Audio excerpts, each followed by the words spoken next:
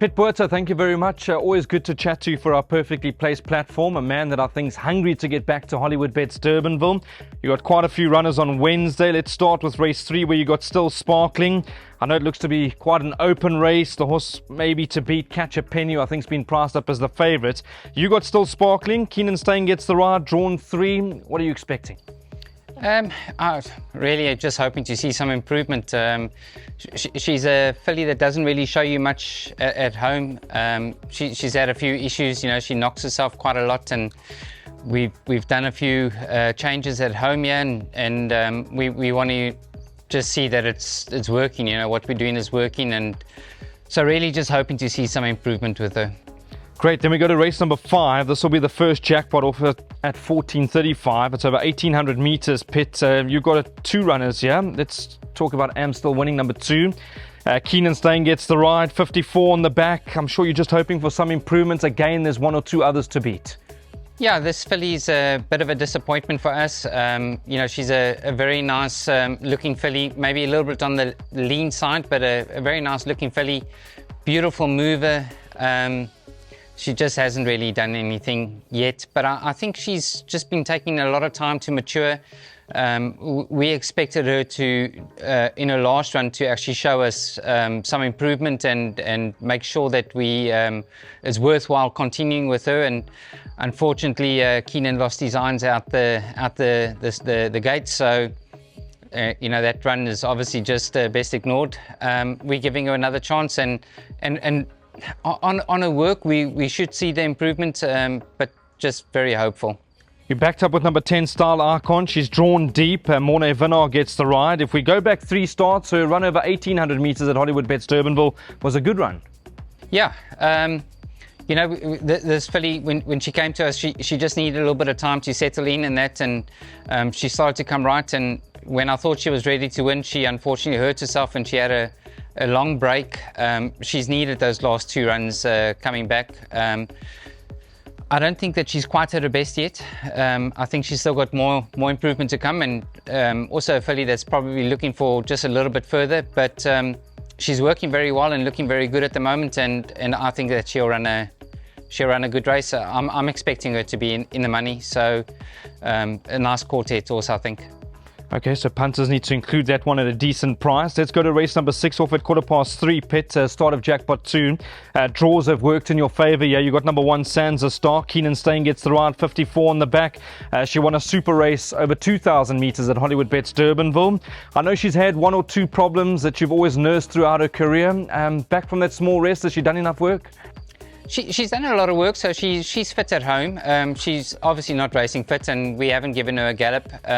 We just needed to give her a little bit of time for her back to settle and just get a little bit stronger. And that she's got her niggles that she was racing through, and I think she deserved the break. So she's looking good at the moment, moving better than she's moved in a very, very long time. Quite happy about that. With this being her first run back, I might have gone a little bit shorter her first run back, but she is a filly that I think enjoys the trip, so I'm hoping that she's done enough. I do think that she's going to just need this run, but she is racing fit. She is fit at home, and hopefully she won't need it too much on the day. I think she can run a good race. I can't see her winning this race. I think she's going to just need it, as I said. But she's a horse that I wouldn't leave out of your quartets and that. Just because of where she is at the moment, she's looking good and sounder than she's been in a very, very long time. So quite hopeful of a good run. All right, so we'll watch Sansa Star closely. Let's go to race number 7. It's over 1,000 metres, off at 10-4. Let's start with number 1, Champagne Mac. Richard Fourie gets the ride from a good draw. He's one of those horses. He's off a dangerous mark. I know on his day he can win a race like this quite easily.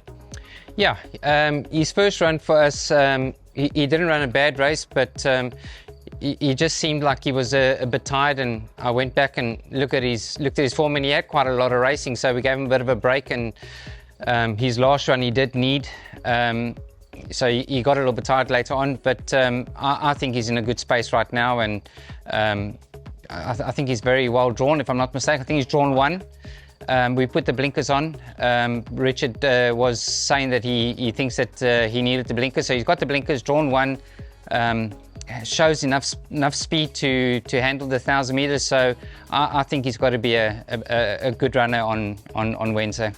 You backed up with number 7, Try Me, the 4-year-old filly. Keenan Steyn knows her really well. She carries 54. I know it's a tricky draw, but she knuckled down to win a good race at Hollywoodbets Kenilworth last time. Yeah, look, she's a filly that's going to come from off the pace in any case, so I don't think the draw's going to bother her that much, as long as the pace is genuine. And she's a trier, this filly. You know, she's also got her niggles in that. We've done as much as we can for her.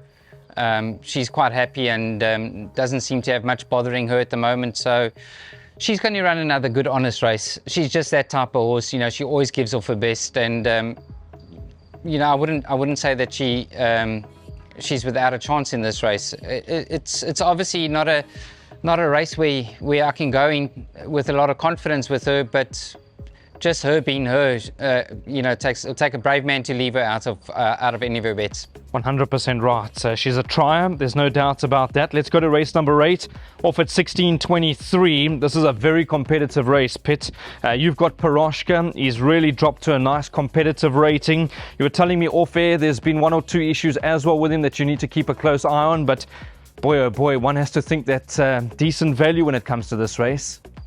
Yeah, so I think his preparation and everything right up until this race has gone very well, and his sprint up this morning was very good as well. And I think he's in a position right now where he can give his best performance again. I haven't really had a close look at this race, but I do think if the race is not too strong for him, you know, he should be very well in at the weights in this race, and just where he is right now, he's got to be a runner.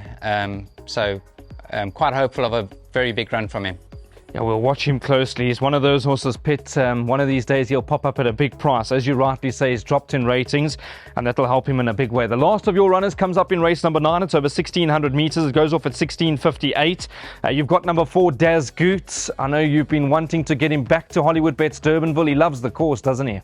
Yeah, he can only really run there. Kenilworth is just like a complete waste of time for this horse. I feel a little bit sad for the previous owners. You know, they sold him just because, I mean, there's not enough racing at Durbanville, and he only runs there, so it didn't make sense keeping a horse that only runs at one course. He was supposed to go off to Mauritius, but that's been delayed, and the new owners have asked me to now run him. So in their luck, we're back at Durbanville, and he's having his first run in Durbanville. So he loves this course. You know, Kenilworth is just all wrong for him, and he's working very, very well at the moment. Probably got to be one of our best runners for the day. He's in a very good space, and he's just got so much in his favour. Yeah, so big runner. Great, and he's a nice price. So there we go. Punters, listen up. Daz Goot in the last race, and then number 8, Baton Rouge, comes back from a small rest of 99 days. Keenan Steyn knows him really well. He's a lot better than what we're seeing on paper, Piet. Yeah, he's lost his form horribly, this horse, which is quite sad, because I quite rated him when he first came to us and started off so well. He got sick, and you know, he's just been struggling to recover from it. So also hasn't had a gallop or anything. He's going to need this run. It's a little bit on the sharp side for him, and you know, we've really been struggling with him for quite a while. He's seems to have turned the corner, given him a bit of work, and pretty much just using this race as a stepping stone for him. So hopefully the race plans out well, and he can run a half decent race. But I don't think he's ready for this race. If he can surprise me and prove me wrong, I'll be very happy. If I had to squeeze you, I'll come to you. Piet Botha, I've got 50 Rand in my pocket. I want to have a bet on one of your horses for the day. Where would you steer me? So I do think that it's quite a tough one to ask. You know, we've got Champagne Mac, which I think has got a big chance. I think Piroshka's in with the chance. But I've got to lean towards Daz Goot. I think he's just where he is at the moment, how he's looking, how he's working, and back at Durbanville. I think I'm leaning towards Das Good being our best runner for the day. Piet, thank you so much for your time as always. Thank you.